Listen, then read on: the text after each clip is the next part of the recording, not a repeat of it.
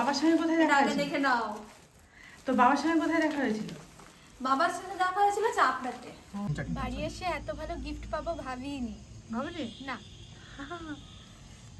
খাও। রাম ও নারায়ণ রাম, সকলকে good morning জানিয়ে রোজকার মতো আজকে ব্লগটি শুরু করলাম। সকালবেলায় ঘুম থেকে উঠেই গুরুদেবকে প্রণাম করেছি, আর দেয়াল আলমারিতে যত ঠাকুরের ফটো রাখা আছে সমস্ত ঠাকুরকে প্রণাম করে নিয়েছি। তার আগে তো নিজে ফ্রেশ হয়েছি, তারপর ঠাকুরঘর পরিষ্কার করতে চলে এসেছি। ঠাকুরঘর পরিষ্কার করা দিয়েই আজকের দিনটি আমি শুরু করলাম। ঠাকুরের ফল কাটার যে খোসা ছিল সেগুলো তুলে নিলাম, বাইরে ফেলে দেব। ওই যে ঝুড়িটা দিয়ে ঢেকে রেখেছিলাম সেটা তো দেখলেন, আর যে ফলগুলো ছিল সেগুলো কড়াই দিয়ে ঢেকে রেখেছিলাম, কারণ ইঁদুরের উৎপাত হয়েছে, ফল খেয়ে নেবে।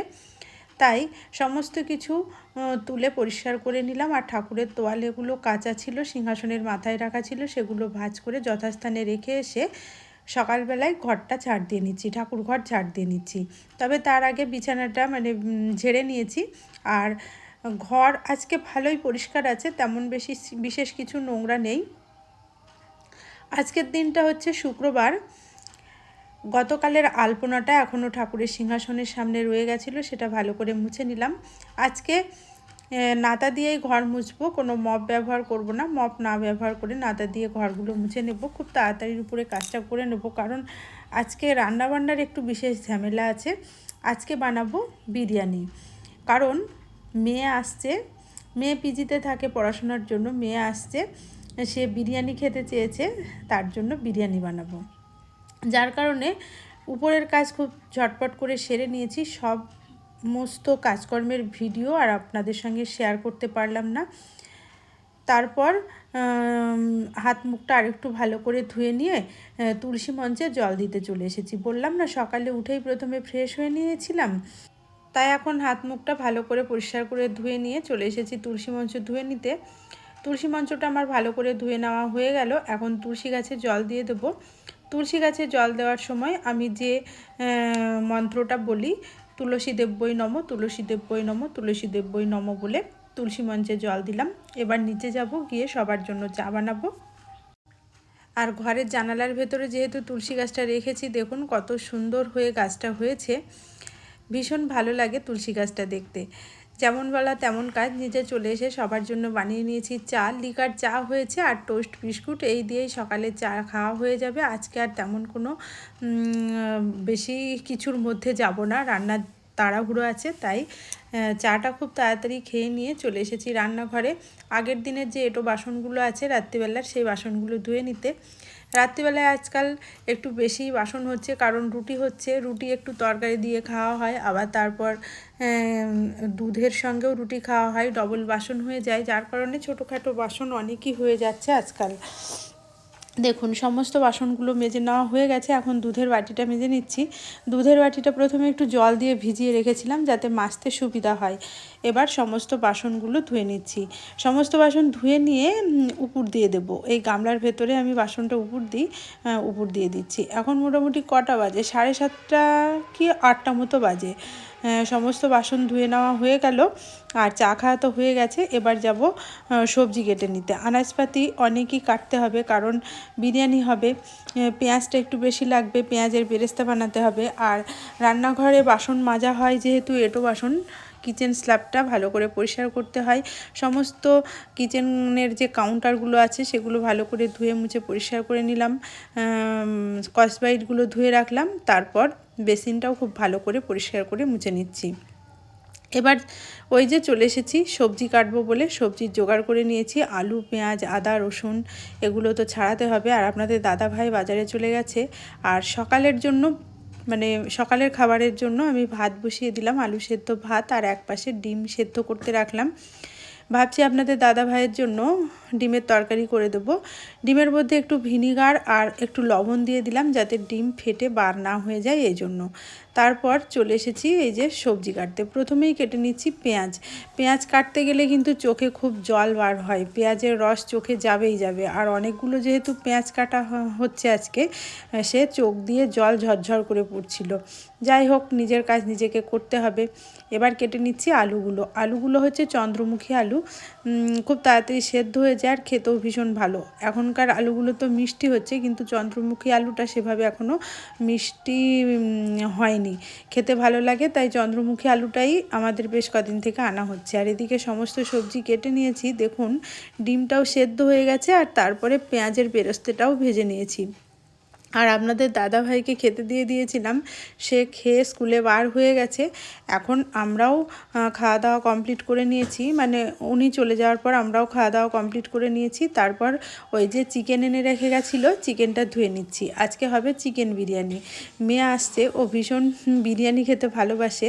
পিজিতে তো বিরিয়ানি হয় না, আর ও অর্ডার করেও খায় না, যার কারণে ওর ইচ্ছে মতোই বিরিয়ানিটা বানাবো বলে দেখুন বিরিয়ানির মশলাটাও রেডি করে নিলাম। এতে কি কি মশলা আছে তার একটা শর্ট ভিডিও আমি বানিয়েছি, সেখানে দেখে নিলেই বুঝতে পারবেন। মশলাটা গুঁড়ো করাও হয়ে গেছে, কি কি আছে আমি বলে দেব। এবার চিকেনটা ম্যারিনেট করার জন্য টক দই, লঙ্কা গুঁড়ো আর হলুদ গুঁড়ো তো ব্যবহার করলাম না, আর বিরিয়ানি মশলা দিয়েছি, আর ওই পেঁয়াজের বেরেস্তা ভাজার তেলটা দিয়েছি। বিরিয়ানি যে মশলাটা করেছিলাম তাতে জায়ফল, জয়িত্রী, ছোটো এলাচ, বড় এলাচ, দারুচিনি, লবঙ্গ, জিরে, গোলমরিচ, কালো গোলমরিচ, তেজপাতা, শুকনো লঙ্কা এগুলো ছিল। এগুলো দিয়ে যদি একটু বিরিয়ানি মশলাটা বাড়িতে বানিয়ে বিরিয়ানি বানানো হয়, খেতে ভীষণ ভালো হয়। মশলার খুব সুন্দর একটা স্মেল বার হয়। তারপর সমস্ত গুছিয়ে রেখে স্নান সেরে এখন ছাদে চলে এসেছি পুজোর জন্য ফুল নিতে। আজকে একেবারেই ফুল নেই, খুবই অল্প দুটো একটা ফুল ছিল, সেগুলোই তুলে নিলাম পুজো করব বলে। তারপর তুলসী পাতা নিচ্ছি। গুরুদেবের শ্রীচরণে তুলসী পাতা অর্পণ করতে হয়, এবং প্রসাদেও আমি গুরুদেবের প্রসাদেও তুলসী পাতা দিয়ে থাকি। মা লক্ষ্মীকে তুলসী পাতা দেওয়া হয় না, গাছে ওই একটা গাঁদা ফুল হয়েছিল সেটাই তুলে নিয়েছি, আর দু একটা নয়নতারা তুলসী পাতা, এই দিয়ে আজকের পুজোটা সেরে নেব। আগের দিনের যে বাসি ফুলগুলো ছিল সেই ফুলগুলো খুব ভালো করে পরিষ্কার করে তুলে নিলাম। দু একটা ফুল রেখেছি, কখনো কখনো ঠাকুরের ফুল আশীর্বাদী স্বরূপ হিসাবে সঙ্গে নিয়ে বেরোতে হয়, যার কারণে। তারপর মহাদেবের যে পাত্রটা মহাদেবকে বসানো হয়, পাত্রটা ধুয়ে পরিষ্কার করে নিয়ে এসে বাবা মহাদেবকে আবার ওই পাত্রে স্থাপন করে দিলাম। তারপর তো ফল কাটার জন্য মানে বটি বার করে বটিটা ধুয়ে নিয়েছিলাম, নিয়ে কলা প্রসাদে দিয়ে দিলাম, ভোগে কলা কেটে দিলাম, সলতে পাকিয়ে নিয়ে ধূপ প্রদীপ জ্বেলে নিয়ে পুজোটা সেরে নিচ্ছি। বাবা মহাদেবের মাথায় জল ঢেলে নিলাম। ওং নমঃ শিবায়, ওং নমঃ শিবায়, ওং নমঃ শিবায়, ওং নমঃ সত্যম শিবম সুন্দরম, ওং নমঃ সত্যম শিবম সুন্দরম, এই বলে বাবা মহাদেবের মাথায় জল ঢাললাম। আরতি করে নিয়েছি, গুরুদেবকেও প্রণাম করেছি, মা লক্ষ্মীকেও প্রণাম করেছি। সকলে তোমরা ভালো থাকো, আর আমাদের পৃথিবীবাসী সকলকে তোমরা ভালো রেখো। আমার গুরুদেব, মা লক্ষ্মী, বাবা মহাদেবের কাছে এই প্রার্থনাই আমি জানালাম। তারপর চলে এসেছি রান্নাঘরে আজকে আসার খুবই তাড়া আছে, একটু বাদেই মেয়ে পৌঁছে যাবে, কৃষ্ণনগর স্টেশনে নেমে গেছে এখন দুপুরবেলা। প্রথমে ভাবলাম এই হাঁড়িটাতেই বিরিয়ানির জন্য মাংসটা রান্না করব, তারপর মনে হলো না, আলুটা ভেজে নিতে হবে। হাঁড়ির মধ্যে আলু ভাজতে বেশ অসুবিধা হয়, তাই আবার কড়া বসালাম, বসিয়ে আলুটা ভেজে নিচ্ছি। তারপর হাঁড়িতে মাংসটা রান্না করব। যে হাঁড়িতে মাংসটা কষিয়ে রান্না করে নেব বিরিয়ানির জন্য, সেই হাঁড়িতেই বিরিয়ানিটা আবার ভ্যাপারের জন্য বসাবো, মানে দম দিতে বসাবো, তাই একটাই হাঁড়ি ব্যবহার করলাম। এমনিতেই হাঁড়ি একটু মানে বিরিয়ানি রান্না করতে গেলে দেখবেন বাসনপত্র বেশি হয়ে যায়। আলু ভাজার তেলটা হাঁড়িতে দিয়ে দিলাম মাংস কষিয়ে নেব বলে, মানে চিকেনটা কষিয়ে নেব বলে। আর পাশের গ্যাসে কিন্তু বিরিয়ানির জন্য ভাত বসিয়ে দিয়েছি। ওই যে চালটা ধুয়ে ভেজাতে রেখে আর কি আমি স্নান করতে গেছিলাম, এসেই প্রথমে ভাতটা বসিয়ে দিয়েছি। ভাতটা প্রায় হয়ে এসেছে, এখন স্বাদ মতো লবণ দিয়ে দিলাম। এতে করে বিরিয়ানি যখন লেয়ার সাজানো হবে তখন আর লবণ দিতে হবে না, লবণটা এখনই দিয়ে নিলাম। মাড়টা গালিয়ে নেব। আর ইতিমধ্যেই দেখুন আমার মেয়ে চলে এসেছে, গ্যাসের ফ্লেম বন্ধ করে দিয়ে ওকে রিসিভ করার জন্য চলে এসেছি। ওকে দেখে আমি তো ভীষণ খুশি, ও খুব খুশি। ওর দাদা ভাই ওকে আনতে গেছিলো। আমার চিকেনটা বিরিয়ানির জন্য পুরো রান্না হয়ে গেছিলো, শুধু দমে বসানো বাকি ছিল। যাই হোক, ও এসেছে, একটু পরেই দমে বসাবো। আসতে কষ্ট হয়েছিল ট্রেনে? না, ট্রেন ফাঁকাই ছিল। ফাঁকা ছিল? তুই তো খুব ভয় পাচ্ছিলি যে ভিড় হবে। না না, লেডিস কামরা তো, আর ওই টাইমটা অফিস টাইম না, আর গ্যালোপিং ছিল ট্রেনটা ওই জন্য। আর প্রথমে যখন বালিগঞ্জে খুব ভিড় ছিল। বালিগঞ্জে মানে ওই টাইমটাই তো ঘেমে নে স্নান হয়ে গেছিল ওই টাইমটা। আসলে ওইটা তো অফিস টাইম, আবার মানে কলকাতার, বুঝলি তো? ওই টাইমটা অফিস টাইম। তুই তো যে ট্রেনটায় চেপেছিস ওটা অফিস টাইম পার হয়ে গিয়েছে তারপরে, বুঝলি তো? ওই জন্য ওই জন্য তো আমি পৌঁছেছিলাম 9:30-এর কাছাকাছি, প্রায় 9:29-এ। তখন 9:35-এ ট্রেনটা ছিল, কিন্তু আমি উঠলাম না, তার কারণ হচ্ছে প্রচন্ড ভিড় হবে। ওই জন্য আমি তারপরের ট্রেনটাই উঠলাম। খুব ভালো আছে। দুটো ব্যাগ বাবার সঙ্গে দেখা হয়েছে, জেঠুর সঙ্গে দেখা হয়েছে। কার সঙ্গে? জেঠুর সাথে দেখা হয়েছিল রাস্তায়, আর বাবার সাথে দেখা হয়েছে। জেঠুর সাথে প্রথমে দাদার দেখা হয়েছিল, দাদা বললো যে হ্যাঁ বুনুকে নিতে এসছি, বুনু আসছে, বুনুকে নিতে আসলাম। দিয়ে ওইটাই আমি যখন বাসটা ওইখানটায় দাঁড়াই না মুদির দোকানের সামনে, ওইখানটায় করে দাঁড়িয়েছিল। দিয়ে জেঠুর সাথে দেখা হলো, জেঠু বললো যে পাপাই তোর জন্য দাঁড়িয়ে আছে। ও, তার মানে জেঠু কোথাও গিয়েছিল? হ্যাঁ, জেঠু সেই স্কুলে গেছিল, স্কুল থেকে ফিরলো? আচ্ছা। ওই বাস স্ট্যান্ডে বাসে এসে দাঁড়িয়েছে, স্কুল থেকে আসলো? স্কুল থেকে আসছিল। এখন কি ব্যাগ প্যাকিং খোলা হবে? এটা ধর তুই। সঙ্গে সঙ্গে প্যাকিং খুলতে শুরু করে দিচ্ছি। কি আছে কি? ওই বাপ রে বাপ। আর তোর বাবার সঙ্গে কোথায় দেখা আগে হয়েছিল? দেখে নাও। তোর বাবার সঙ্গে কোথায় দেখা হয়েছিল? বাবার সাথে দেখা হয়েছিল চাপড়াতে। চাপটার সঙ্গে একই বাসে উঠেছে, আমি ভাবছিলাম ওদের একসঙ্গে দেখা হতে পারে, একই টাইমে আসবে। বাবা বাসে ওঠেনি, যমুনা বাসে। বাইরে বাইরে দেখা হয়েছিল? হ্যাঁ। ও আচ্ছা। বাইরে বাইরে দেখা হয়েছিল। না, বাবা বাসে উঠে নেমে গেছে, তারপরে মানে বাসে উঠলো, উঠে আমার সাথে দেখা টাকা করে নিয়ে নেমে গেছে, ও আসেনি বাসে। আচ্ছা আচ্ছা। দাদার জন্য এনেছিস নাকি? খাবার জন্য এনেছি। এই যে টেবিলে রাখ, রেখে তুমি আনপ্যাক করে বেশ। তাই এত কিছু খাবার কে খাবে? এটা তুমি আছো? সব বাজারে যে কুরকুরে, লেজ, তারপরে কি ওটা নাটিস, ক্যাডবেরি নাটিস। সেটা ও তাহলে খাই নি। হেভি লাগে খেতে, খেয়ে দেখিস। নাটিস। আচ্ছা আচ্ছা, চকোবেক্স। চকোবেক্স। আর এটা কি বিঙ্গো? তেরে মেরে টেরেমেল। নাটিস। আর কোকা কোলা কে নিল?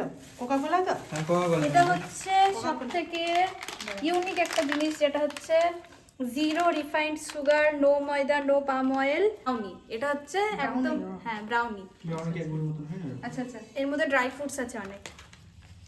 আর কোকা কোলাটা কে নিল? আমি নিলাম, মনে দাদাকে বললো বললাম। বিরিয়ানির পরে মিষ্টি আর দই আছে?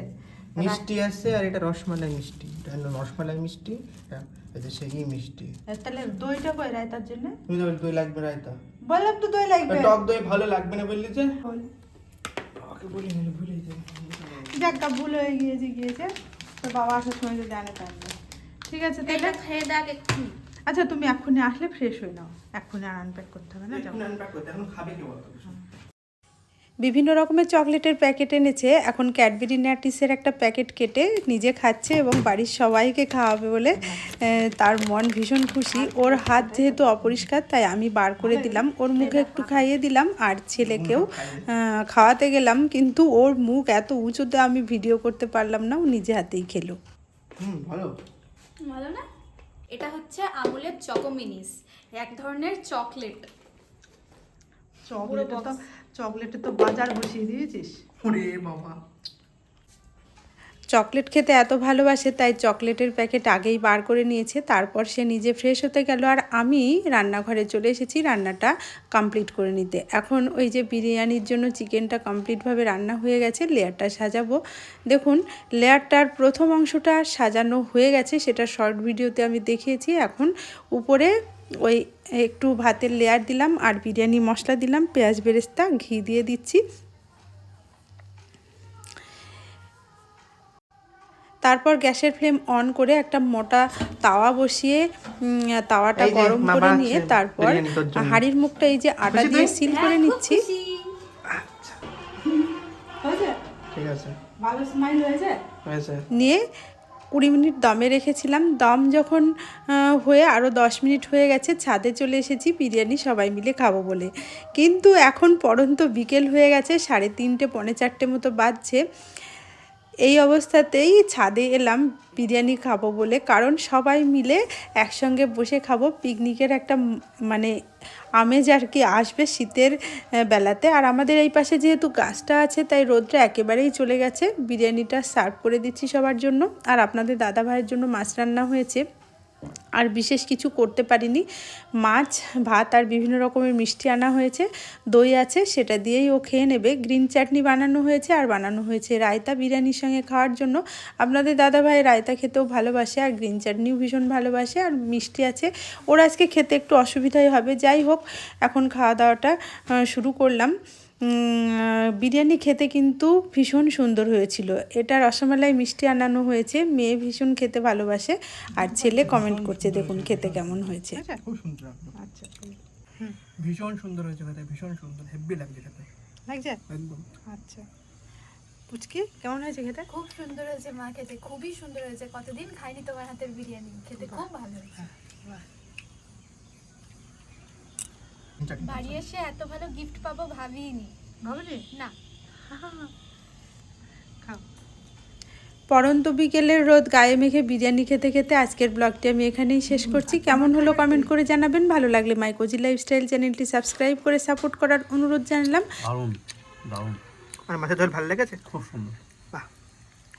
আপনাদের দাদা ভাইয়ের গায়ে একটা মশা লেগেছিল, তাই সে ছটফট করছে। এখানেই ভিডিওটি শেষ করলাম। ভিডিওটি দেখার জন্য ধন্যবাদ। খেতে ভালো লাগছে, খুব ভালো হয়েছে, ভালো লাগছে। আর ছাদের উপরে এসে খেয়ে তো আরো মজা লাগছে।